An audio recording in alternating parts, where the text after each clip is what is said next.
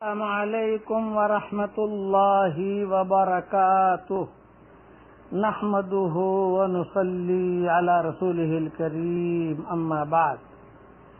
روزے کے متعلق یہ سبق ہے، دھیان سے سنیے۔ مشائخ نے روزے کے آداب میں 6 امور تحریر فرمائے ہیں۔ روزے دار کو ان کا اہتمام کرنا ضروری ہے۔ 6 امور میں ایک ایک کر کے گناؤں گا انشاءاللہ، لیکن 2-3 دن لگیں گے اس میں، اس لیے دھیان سے سنیے۔ سب سے پہلا روزے کا ادب یہ ہے نگاہ کی حفاظت۔ کسی بے محل جگہ پر نگاہ نہ پڑے، حتیٰ کہ علماء نے لکھا ہے کہ جو اپنی حور ہے نا، جو ہماری جو بیوی ہے، بیوی پر بھی شہوت کی نگاہ نہ پڑے، پھر اجنبی کا کیا ذکر ہے۔ اسی طرح کسی لہو و لعب وغیرہ ناجائز جگہ نہ پڑے۔ خاص طور سے رمضان کے مہینے میں اگر کرکٹ کا کھیل ہو تو مسلمانوں کو تو بہت احتیاط کرنا چاہیے۔ یہ ہمارا کیا تعلق کرکٹ کے کھیل سے؟ اسی طریقے سے یہ فیس بک پر بیٹھنا رمضان کے مہینے میں، اور اسی طریقے سے یہ موبائل کو لے کر جو ہے ہر وقت جو ہے واٹس ایپ ادھر ادھر کی باتیں بھیجنا رمضان کے مہینے میں، غلط غلط تصویریں دیکھنا، یہ ساری کی ساری چیزیں اس میں شامل ہے۔ اس کے لیے اپنی نگاہوں کی حفاظت یہ بہت بہت بہت ضروری ہے، کسی پر بھی نہ پڑے۔ جب بیوی پر شہوت کی نگاہ ڈالنے سے منع کیا علماء نے، بعض علماء نے لکھا ہے کہ بیوی کو بھی شہوت کی نگاہ سے نہ دیکھے۔ راستے میں آپ جا رہے ہیں، کوئی فوٹو لگے ہوئے ہیں تو ویسے ان کا دیکھنا تو ہر حال میں حرام ہی حرام ہے، لیکن یہ کہ رمضان کے مہینے میں تھوڑا اس کا کافی خیال رکھیے تاکہ آپ کا روزہ قبول ہو جائے۔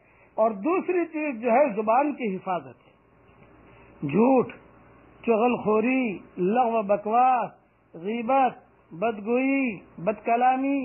رمضان کے مہینے میں روزے کی حالت میں ذرا آدمی کو غصہ بھی زیادہ آتا ہے، جھگڑا وغیرہ، یہ ساری کی ساری چیزیں اس میں داخل ہے۔ اس میں خاص طور سے غیبت سے بہت بچا جائے۔ ایک حدیث اور ایک قصہ مختصر سن لیجئے۔ حضور صلی اللہ علیہ وسلم کے زمانے میں 2 عورتوں نے روزہ رکھا۔ روزہ میں اتنی شدت سے انہیں بھوک لگی کہ ناقابل برداشت بن گئی۔ موت کا وقت قریب آ گیا۔ حضور صحابہ نے حضور صلی اللہ علیہ وسلم سے دریافت کیا کہ حضرت یہ تو بالکل مردے کے قریب ہے دونوں عورتیں، تو کیا کریں؟ تو حضور صلی اللہ علیہ وسلم نے ایک پیالہ ان کے پاس بھیجا اور ان دونوں کو اس میں قے کرنے کا حکم فرمایا۔ دونوں نے قے کی، الٹی کی، قے کہتے الٹی کو، الٹی کی تو اس میں گوشت کے ٹکڑے اور تازہ کھایا ہوا خون نکلا۔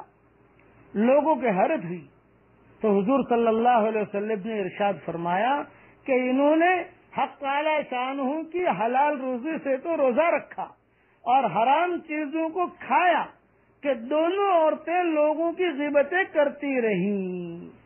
اس حدیث سے 2 باتیں معلوم ہوئی کہ جو آدمی، جو عورت جتنی زیادہ غیبت کرے گی روزے کی حالت میں، اس کو روزہ اتنا ہی بھاری لگے گا جتنا عورتوں کو بھاری لگا، اور غیبت کی وجہ سے ان کے جو روزے کی حالت ہوئی تمہارے سامنے ہے۔